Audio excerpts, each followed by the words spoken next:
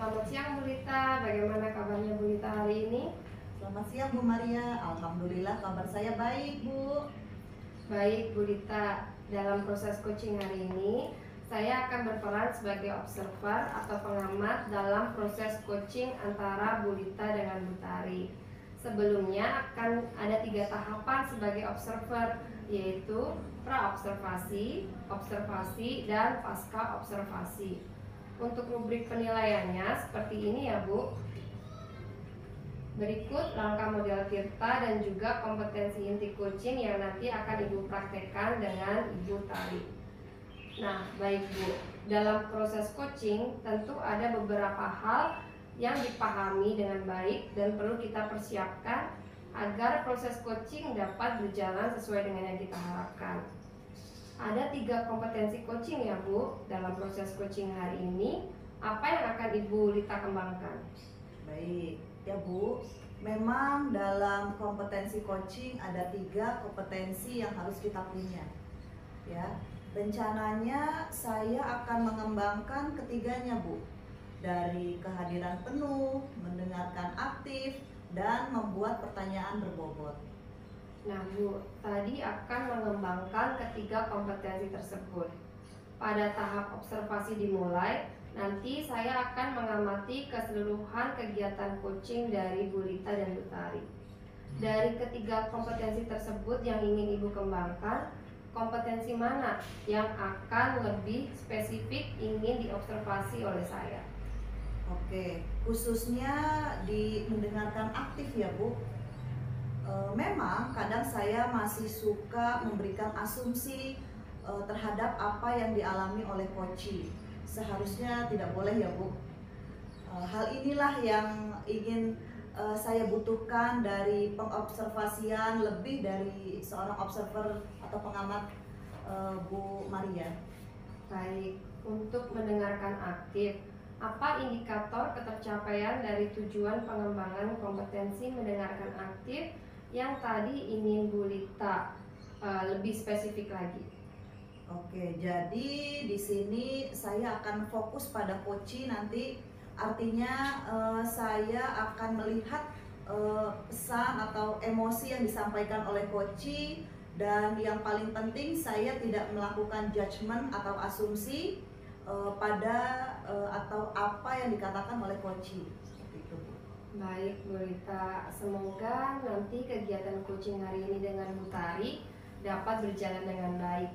Semua kompetensi yang dimunculkan dan juga yang ingin diobservasi, terutama mendengarkan aktif, dapat berjalan dengan baik ya Bu. Dan semoga Bu Tari segera datang ya. Kita tunggu saja ya Bu. Ya, Bu Tari sudah datang. Selamat siang Bu Tari. Apa kabarnya? Selamat siang Bu Lita, kabar saya baik hari ini. Bagaimana kabarnya Bu Lita dan Bu Maria? Baik Ibu. Alhamdulillah kabar saya baik Bu. Bu Tari, ada apa nih? Tadi telepon saya ya, katanya mau coaching. Silakan Bu Tari, bisa ceritakan apa permasalahannya?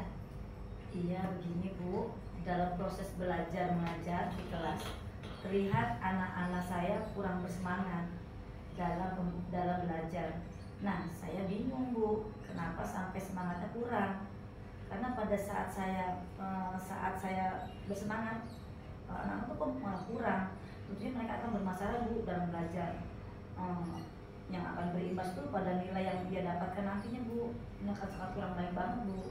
Oke, tadi Ibu Tari bilang murid-murid Ibu kurang semangat mengikuti pembelajaran. Dari mana Ibu mengetahui data-data tersebut yang mengatakan anak murid Bu Tari tidak bersemangat? Ya kalau dilihat tidak bersemangat itu saya mengetahuinya pada saat belajar Bu. Yang pertama saya lihat mereka tidak sangat memperhatikan. Yang kedua pada saat disuruh mengulang materi sebelumnya mereka tidak bisa menjawab. Yang ketiga Bu, kalau dites nilai mereka banyak yang di bawah KKM. Itulah indikator yang saya rasakan anak-anak kurang Bu dalam semangat tuh dalam pembelajaran. Oke, baik Bu.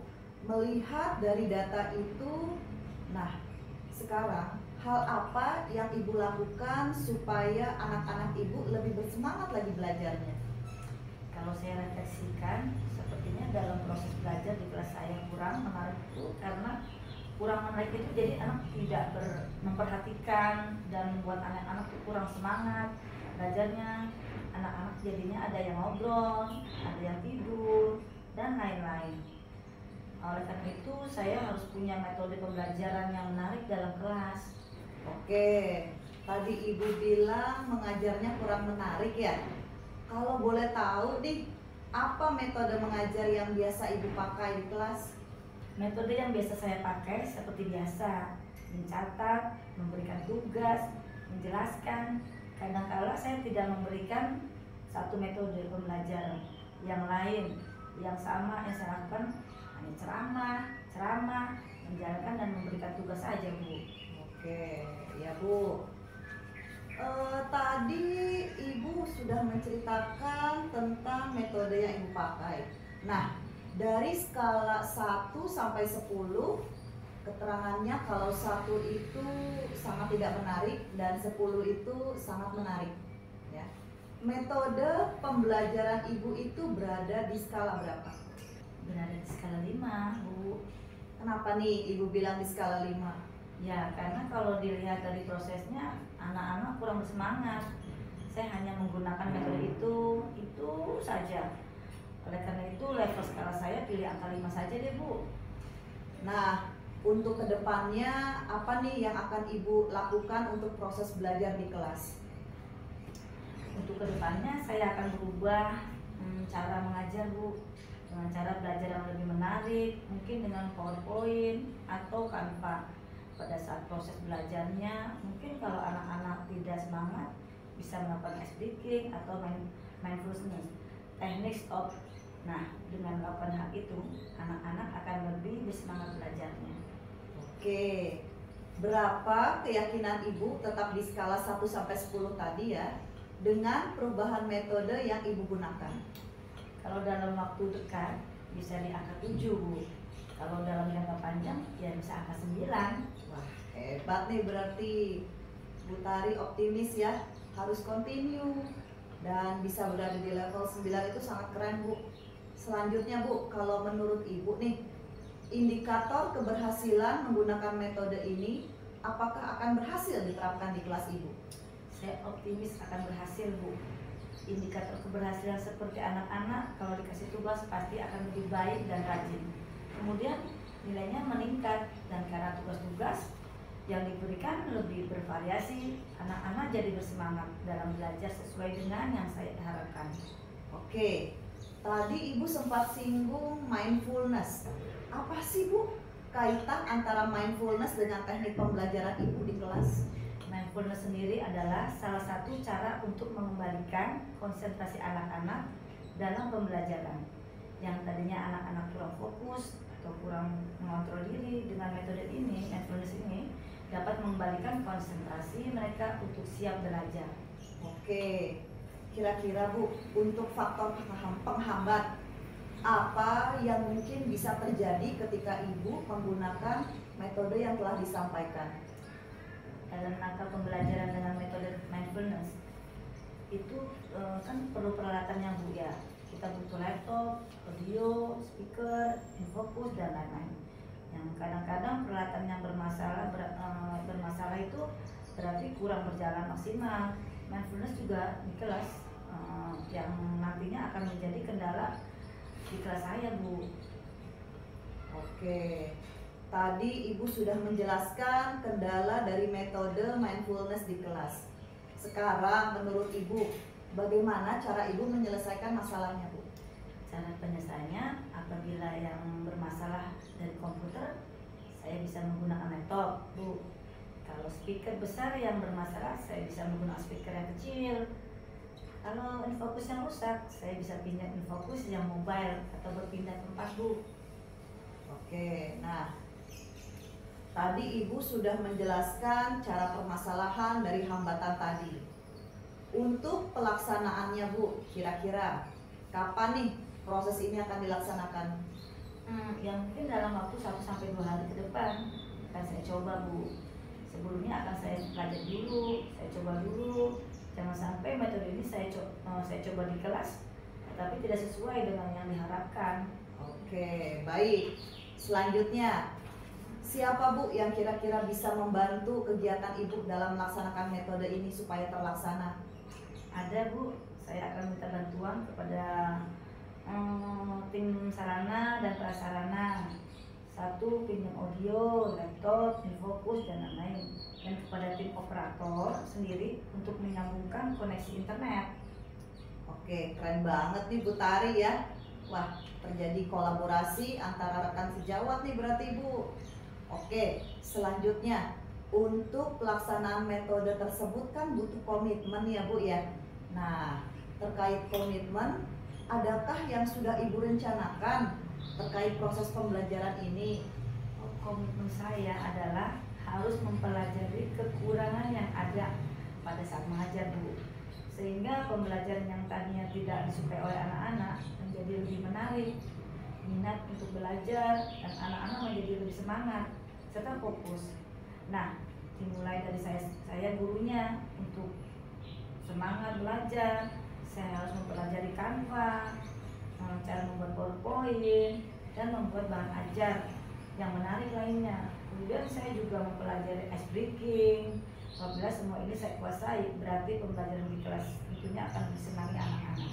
Oke, nah mudah-mudahan apa yang Bu Tari sampaikan tadi dapat terlaksana dengan baik. Terakhir Bu, menurut Ibu, apa kesimpulan dari kegiatan coaching kita hari ini? Kesimpulan dari seluruh rencana kegiatan ini adalah saya harus mempelajari kekurangan-kekurangan seperti membuat jadwal kapan kegiatan ini dilaksanakan dan kapan kegiatan ini dapat diaplikasikan dalam kelas saya. Wah, bagus. Bu Tari selalu optimis ya Bu ya.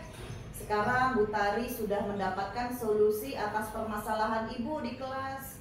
Saya doakan semoga proses belajar di dalam kelas Bu Tari berjalan lancar, anak-anak pun lebih semangat, lebih fokus, dapat berkonsentrasi dan mendapat nilai dan hasil yang baik. Ya, Bu ya. Oke, baik Bu Tari, kita akhiri kegiatan coaching hari ini. Terima kasih, semoga kegiatan kita bermanfaat. Saya akhiri. Wassalamualaikum warahmatullahi wabarakatuh. Waalaikumsalam warahmatullahi wabarakatuh. Terima kasih Bu. Terima kasih juga Ibu, sama-sama. Baik Bu Lita, kegiatan coaching telah selesai Ibu laksanakan. Pada tahap pasca pelaksanaan coaching, ada beberapa hal yang ingin saya tanyakan. Yang pertama tadi dalam proses coaching antara Bu Lita dengan Bu Tari yang Ibu sudah lakukan, apakah sudah menyampaikan indikator ketercapaian dari tujuan yang ingin Ibu sampaikan? Apakah Ibu sudah melakukan indikator-indikator ketercapaian tersebut? Ya Bu, tadi dari ketercapaian tersebut sudah terpenuhi. Yang pertama, kesadaran penuh. Saya sudah fokus terhadap Bu Tari. Kemudian saya sudah memberikan minimal respon yang mengartikan saya hadir pada permasalahan Bu Tari. Terus yang kedua, dalam hal saya fokus dalam permasalahan yang memberikan respon sesuai emosi yang disampaikan oleh Bu Tari tadi. Baik Bu Lita, izin saya menyampaikan hasil pengamatan atau observasi terhadap kegiatan coaching antara Bu Lita dengan Bu Tari. Dalam hal pelaksanaan coaching tadi, Ibu sudah melaksanakan kompetensi inti, terutama Bu Lita lebih spesifik pada mendengarkan aktif itu sudah terlaksana ya Bu. Dan menurut saya Ibu tadi sudah bebas dari judgement atau asumsi. Kemudian tadi Bu Lita juga sudah bisa menangkap emosi dari Bu Tari.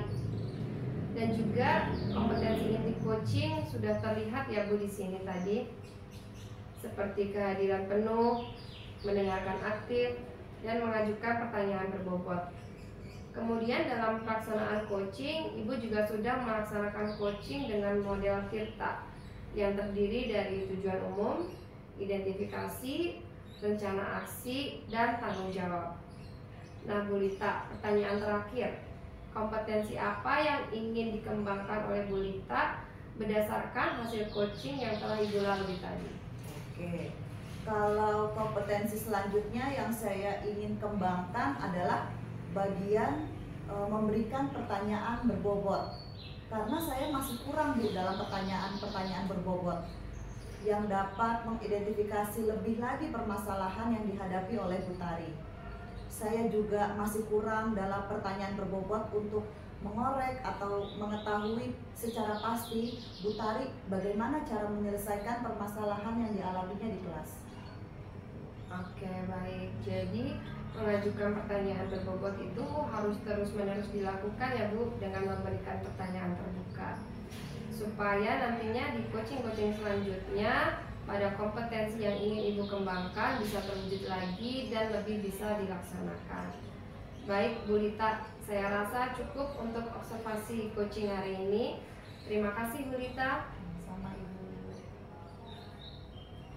Terima kasih juga kepada Bu Maria karena telah menjadi pengamat dalam observasi saya. Selamat siang Ibu.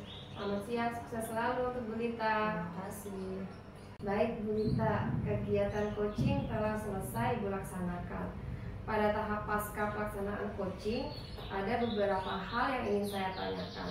Yang pertama tadi, dalam proses coaching antara Bu Lita dengan Bu Tari yang Ibu sudah lakukan, apakah sudah menyampaikan indikator ketercapaian dari tujuan yang ingin Ibu sampaikan?